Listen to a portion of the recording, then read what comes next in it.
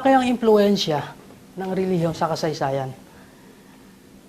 Sa Europa, noong panahon ng Roman Empire, malawak ang naging kontribusyon ng simbahan sa lipunan at politika. Ang pari at madre noon ay hindi lang sa loob ng kumbento makikita. Lumalabas sila at nagtuturo ng pagtatanim, pagpapanday at paghabi. Ang monks at mga madre rin ang nagpalaganap ng Kristyanismo sa paganong Germans. Matagumpay sila kaya't naging maimpluwensya ang Kristyanismo sa buong Europa. Sir, history class na ba tayo? Hindi, pero dapat bilang singers, malawak yung pangunawa nyo sa maraming bagay. Tulad ng relihiyon. Paano nga ba ito nakakaapekto sa ating buhay? Sir, tulad ng pagtuto ng simbahan sa ibang batas na ipinasa ng gobyerno? Oo, laws on death penalty, abortion, contraceptives at kung ano-ano pa. May opinyon ng simbahan dito. Minsan, may impluensya sila sa desisyon ng gobyerno. Okay, sa exercise nyo, gusto ko mag-research kayo kung paano naka-impluensya ang relihiyon sa atin. Pumili kayo ng kanta kung saan ginamit yung relihiyon para maging impluensya sa lipunan at bansa. Sir, parang ang hirap naman po nun, sir. Kaya nga by group ito, maraming kanta, kailangan lang maghanap kayo.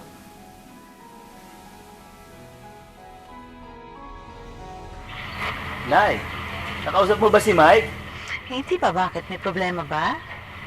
Nakausap ko nung isang gabi na problema. Wala daw siyang trabaho. Sus, hindi naman niya dapat niisip yun. Ewan ko ba kung bakit hirap yan maghanap ng trabaho si Mike. Ang galing naman siyang nurse. Kasi pag naman siya, lahat na ina-applyan niya, hindi siya matanggap. Bakit hindi kaya siya muna mag-volunteer? Diba lagi na lang siya nagbo-volunteer sa ospital? Siguro, nawala na rin ng gana. Marami naman siya natutulungan eh.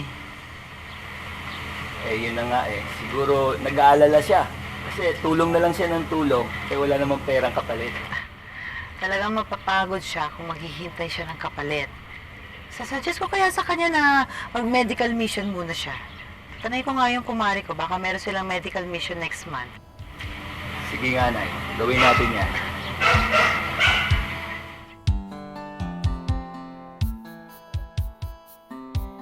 Hirap naman ang pinapagawa ni Sir. Kanta na lang kaya sa long. Ang dami ko pang may isip. Oo nga. Challenge nga to eh. Pero may natutunan tayo, di ba? Kaya okay lang. Ito no, sabi nga dito, magalo daw ng panahon ng Middle Age. Kaya simbahan na nag-unite para sa mga tao. Yan na lang. Isip tayo ng kanta about unity. Pwede.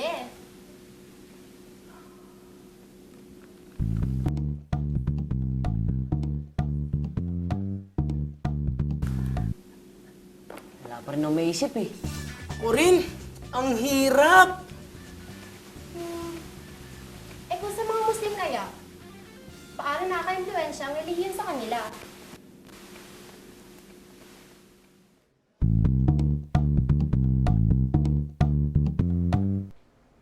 Sa ngalan ng relihiyon at sa ngalan ni Allah, ayan ang sigaw naming mga Muslim. Ang iba pa nga ay handang mamatay para kay Allah. Mula sa pagising sa umaga, pagtulog sa gabi, pananampalatayang iniikutan ng buhay namin. Pati sa pagkain nyo, di ba? Hindi kayo kumakain kapag hindi halal. Ano nga yun?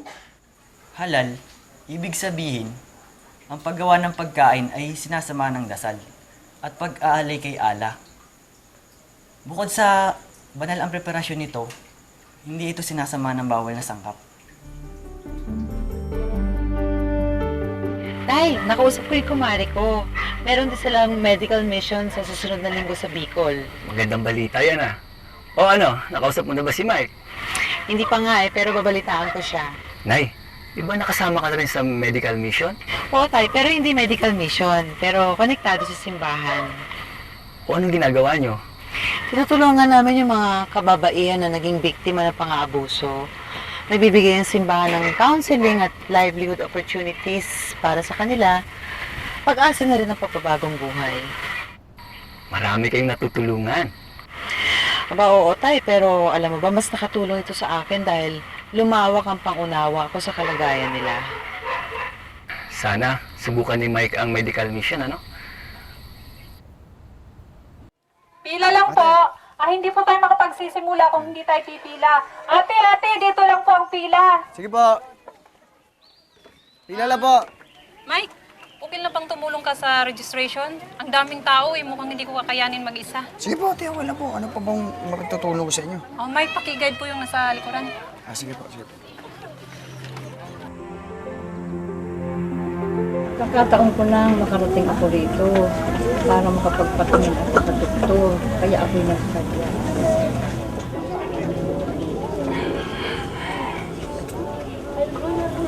Dok?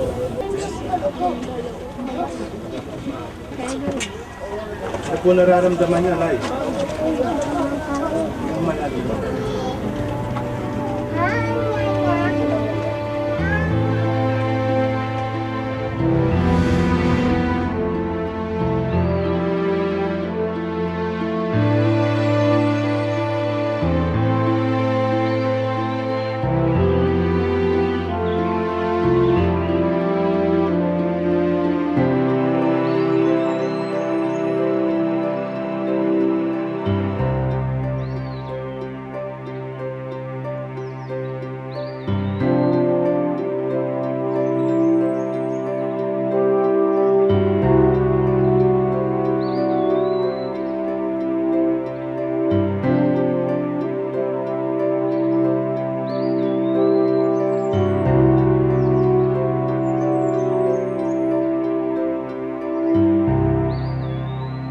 Okay, first group.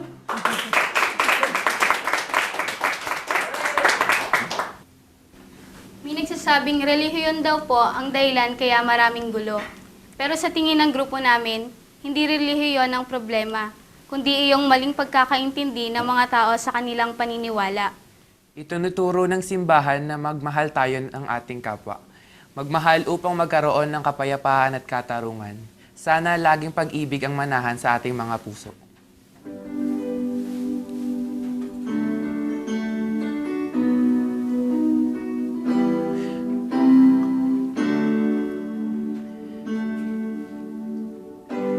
There's nothing you can do that can be done.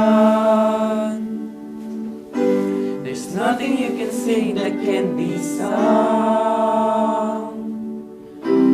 Nothing you can say, but you can learn how to play the game. It's easy. There's nothing you can make that can be made. No one can say that can be said. Nothing you can say that you can learn how to be like that. It's easy. All you need is love. All you need is love. All you need is love, love. Love is all you need.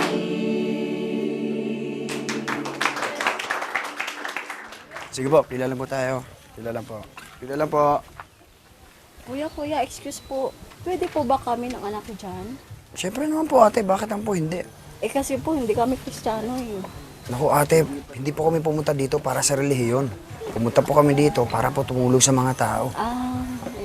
Ate, upo kayo magalala. Tara po, dito po tayo. Pila po Salamat, tayo. ha? Sige po, ate. Sige po, pila lang po tayo. Pila lang po. Sige po. Sige po, Nay. Hello, Nay. Nay, tatawag na po ako ulit mamaya. Kasi nag-aayos po ako ng pila eh. Opo, Nay. Salamat po. Sige po, Nay. Tatawag po ako. Sige po, pila lang po tayo. Nay, kailan nga po pala ang balik ni Kuya? Sa linggo daw, Medical mission po yan, Nay, no? sa Bicol. Nay, speaking of mission, pwede niyo po ba akong tulungan? Di po ako makaisip ng kanta para sa Glee Club namin eh. Anong theme? Basta daw po tungkol sa religion. Yung mission nito na mapabuti ang buhay ng tao. Halimbawa, Yung binigay pong halimbawa, yung tungkol po sa medieval times sa Europe. malaki daw po ang naging impluwensya ng simbahan sa mga tao. Nangyari daw po yun noon, pati ngayon nangyayari pa rin po. Parang yung ginagawa ng kuya mo ngayon, yung medical mission. Pinupondohan ng mga Kristiyano mga medical mission para makatulong sila sa mga kababayan kahit ano man ang relihiyon nila. Parang gano'n na nga po. Yun yung sinasabing bringing the gospel to the people. Hindi lang sa simbahan ng salita ng Diyos, kundi pati na rin pagtugon sa pangangailangan ng mga tao. Nay, meron pa po bang ibang halimbawa? Yung nangyari sa EDSA Revolution. Malaki ang naging papel ng relihiyon sa EDSA Revolution. Hinimok ng simbahan na pumunta ang mga tao sa EDSA para magprotesta. Radyo Veritas ang naging daan para makipag-usap si Cardinal Sin sa mga mamamayan para sa mapayapang people power. At alam mo ba, ang mga madre noon ang humaharang sa malalaking tangke ng sundalo. Isa ito sa bibihirang pagkakataong lumalabas ang simbahan sa kalye upang makipaglaban. May kanta po ba noong EDSA Revolution? Marami. Teka, yung isa. Di na ako papayag mawala ka muli. Di na ako papayag na muling mabawi. Ganda naman po nun, Nay. Pwede po bang turuan niyo ako nun? Sundan mo lang ako. Di na ako papayag mawala ka muli. Di na ako papayag na muling mabawi. Ikaw naman. Oh, kumusta ka na, Mike? Hindi ko po maipaliwanag, Dok. Medyo nakapagod pero masaya naman. Talagang ganyan. Dok, buti na lang po may counseling, ano? Oo, mahalaga yon. Hindi lang physical na pangangailangan ang dapat natin tungunan. Mahalaga rin ang espiritual. At sa pag-ikot namin sa buong Pilipinas, nakaharap na namin ng mga Muslim, saksi at iglesia at mga taga-tribo. At yung mga taong may kanya-kanyang paniniwala, lahat sila pinaglilingkuran namin.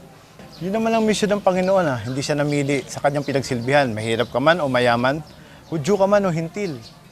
Dok, anong pong sinasabi nila pagka nalaman nilang Christian organization po kayo? Wala naman hindi issue sa kanila yan. Sa katunayan nga, masaya sila. Ang mahalaga, nakatulong sa kanilang medical mission. Ano po yung pinakadelikadong mission, Dok, ang napuntahan niyo pa? Sa delikado, marami na. Isang beses nga, hindi namin alam na minamatyagan kami ng armadong grupo. At ayon sa intelligence, isang religious group daw to. At gusto kaming takutin. So ano po nangyari? Buti na lang, sinabihan kami ng militar. Ginawa namin, nag-iba kami ng ruta. Handa po silang magbuwis ng buhay, Dok, no? Magbuwis at kumitil ng buhay. May mga sektang ganyan na nagtuturo ng karahasan para lamang maprotektahan ang interes ng leader nila. Nakakalangkot naman po yun. Oo, dasal lang talaga. Yan ang proteksyon natin para magawa natin ang misyon natin. Dok, salamat nga po pala, ha? Para saan? Kasi po nakasama po ako dito. Wala yun. Gusto mo sa susunod, sa tawi-tawi, sama ka? Sige po, Dok. Exciting po yun. Okay, call ka. Opo. Salamat po, Dok.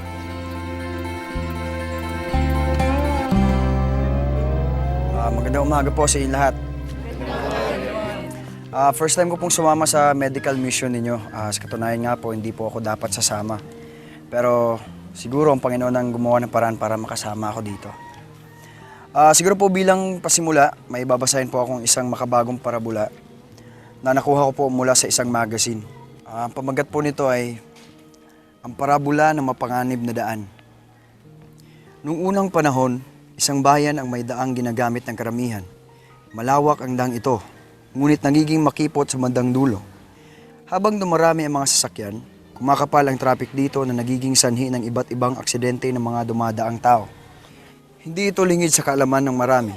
Sa katunayan, sa simbahan tuwing linggo, madalas ang papuri ng pari sa mga mabubuting Samaritano na tumutulong sa mga naaksidente sa bahagi ito ng daan ng kanilang bayan. Ngunit isang araw, isang taga-simbahan ang nakaisip ng paraan para ayusin ang problema. Bakit hindi natin palawakin ang daan?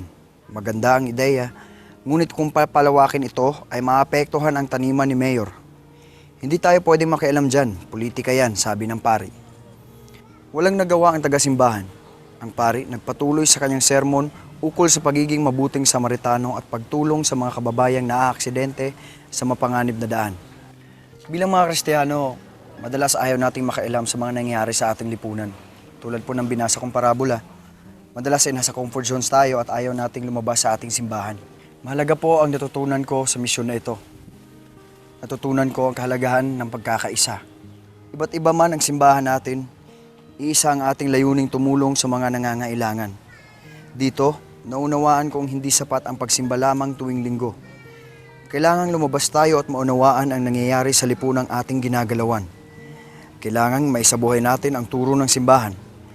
Kailangang maging mula tayo sa nangyayari sa paligid para makatugon tayo ng tama. Nung una, ayaw ko po sana sumama dito. Dahil sabi ko nga kay nanay na nagsasawa na akong tumulong. Pero ngayon, naintindihan ko na kung bilang simbahan, kung hindi tayo tutugon sa mga pangangailangan ng tao, sino pa bang gagawa nito? Last day na po ng mission natin. Pero hindi po itong huling pagkakataon para mag-volunteer ako. Hanggat maaari, lagi po akong sasama para makatulong. Maraming salamat po sa inyo lahat.